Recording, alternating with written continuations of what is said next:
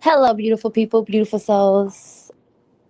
This is T back again just to give you part two of that twisted nightmare with Juicy J. First and foremost, I'd like to say thank you guys for, of course, tuning in and all the great feedback. We definitely appreciate you. Um, Again, this is T, and I'm here to tell you my story. So let's get into it. Sometimes these things are really hard because you are really going back into the way you felt, and you are kind of, it's like a PTSD moment. You are honestly, reliving this torment. And sometimes, of course, doing this is a form of therapy. I say it out loud. I then realize where I messed up, where I could have done things differently, and also how he had me fucked up. But let's get into it. The infamous Juicy J, ladies and gentlemen. Again, last time I left off with you in terms of talking about October, the last of October. I had just got back from Rome, posted some pictures of. He comments, looking lovely in Rome. Of course, I'm looking lovely in Rome, baby. It's right after my birthday. Hey, how you guys doing? It's right after my birthday. I just turned 40. I'm I'm I'm drinking prosecco in front of the Coliseum. Like, anyway, I progress. And he commented, looking good, nice and warm. I was like, oh, thanks. He's like low key jealous. He say that. When, he said he was jealous. I was like, so let me play along with it this time. Don't be jealous. Come with me next time. That's where I messed up. Why I say that? Because that's when I opened the door to this nonsense.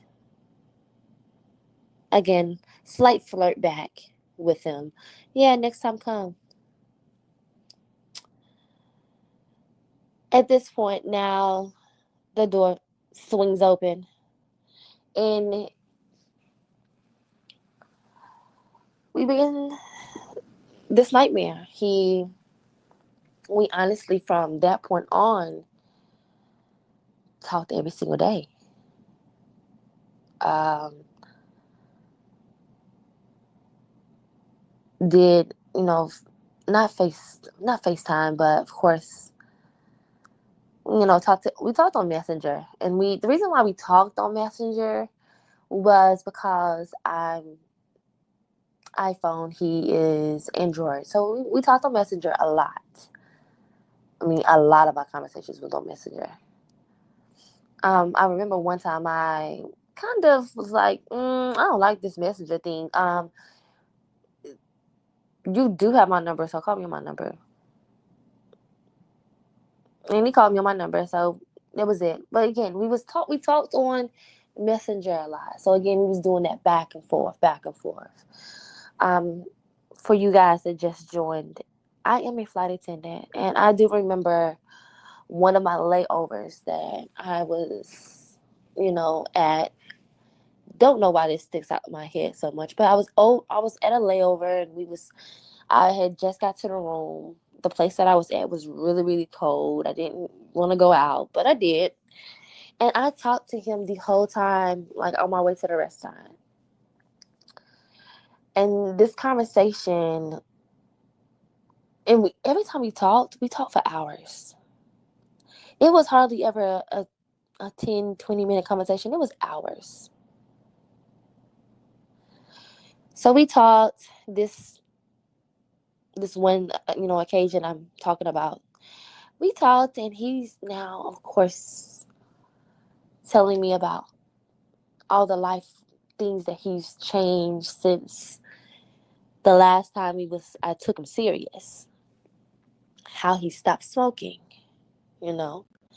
Um, I think at that point he said, I'm like 2 years not smoking. I can't stand a smoker. Nothing at this point. Now don't get me wrong. I used to do my thing in the back in the day, but no, I can't do that no more.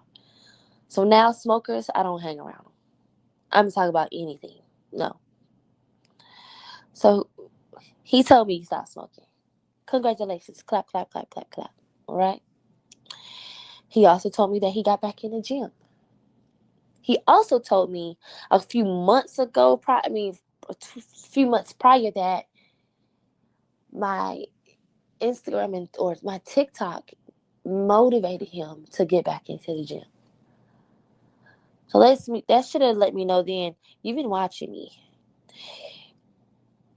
And with this whole watch that you've been doing, sir, you've honestly been getting your MO up to approach me, because now you've been able to tell me everything that resonates with me because you've been watching the TikTok and the Instagram. So ladies, pay attention to that, okay?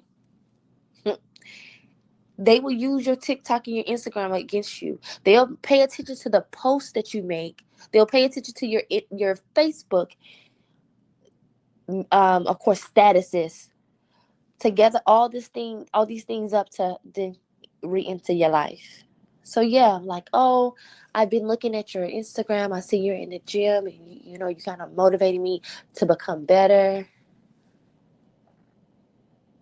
I'm I'm now in therapy, talking to a counselor, and also the counselor, of course, told me how I can better, become better with my communication. What? Oh, all this sounds delicious. This sounds great. A man that comes back into my life that wants to be better, that seeing his flaws and his faults in the last situation, he wants to be better. I can't down you for that. Like that's big ups. We're talking about mental health, and I take men's mental health very, very serious. I mean, of course, women, we take mental health. We got self-care day, hair done, nails done, massage, all shopping and everything else. But men to me, like, of course, they might can some do the video games, but men to me in mental health is harder. So when I see a man of color, any man, period, um, that really take their mental health serious and that's okay to be vulnerable about, trauma and what they've been through, and really want to heal. He's seen, again, from my Instagram, my Facebook, and my, everything else. He's seen that I was on a very healing journey. I was doing yoga. I actually also am a yoga teacher. So, you know, was really getting in the philosophy of yoga. So he saw that as well. And again, just came in and manipulated. Big O manipulation. So we still in like October, daily talking. Hey, how you doing? Da da da. Good morning text messages. Good night text messages. How you doing? How you feeling? How you eating? Just getting back to getting to know each other after all this time. Again, we're rolling through the end of October. We're coming into November. Now, at this point, he's asking me, of course, being that I'm a flight attendant now, he's asking me, do you be in my city, or my town, or my state? And I'm like, yeah, I'll be there. Oh, well, next time you come, we should hook up, and we should, I'm going to take you out to dinner. And I'm like, oh, okay, you know. that could be a good idea, or you know.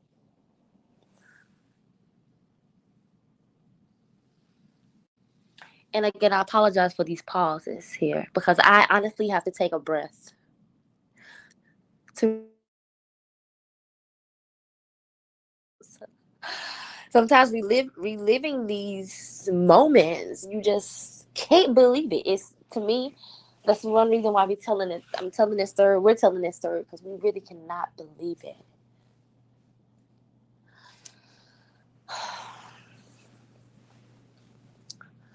So again, we're rolling into November. Now he's talking about future plans. Like, this man is talking about future plans and throwing out ideas that will pretty much intertwine our life together. Now,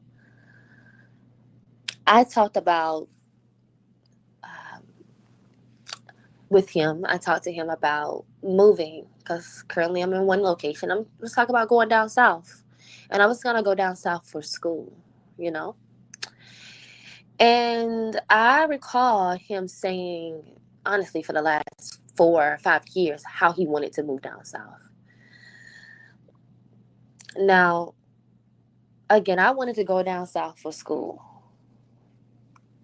but I was a little hesitant because, one, the type of schooling that I want to do, it will require me to maybe take a leave of absence from work, and I would have to be very when I say in school, I'll be in school. Um, Again, maybe not work.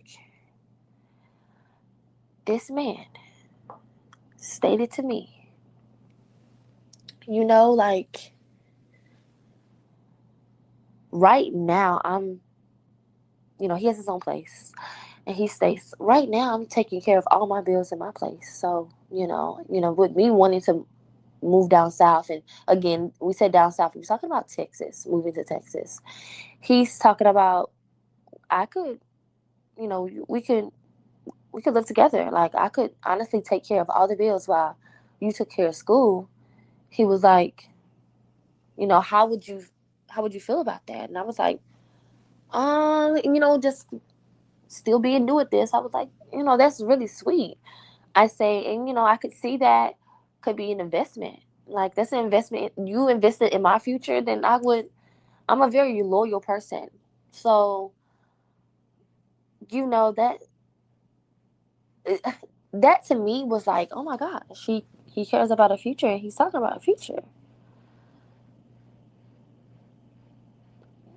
I was like, but then of course that question mark in my brain goes off. I'm like, but I don't have, I know you spoke about healing and all this other stuff, but I can't do the shutdown. I mean, I'm talking about future things. Like, my buddy, you shut down when things get scratched. He was like, T, what do I have to do or say to get a second chance and we can put this behind us? Y'all, I wish y'all could see my face right now because that's exactly how I felt at the moment. Eyes got big. It's like, girl, should you give this man a second chance? And I fell for it. Fell for the okie doke. Bamboozled. It was a trap. This man has told me everything I needed to hear because, again, he's been studying, stalking my socials. Everything he's saying at this moment is resonating with my soul.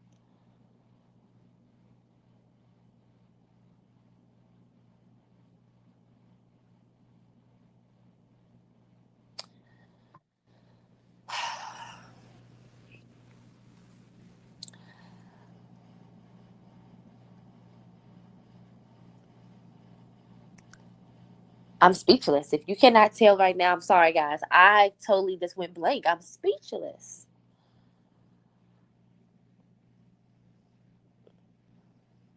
And truthfully speaking, it makes me sad all over again because I truly believed in this man.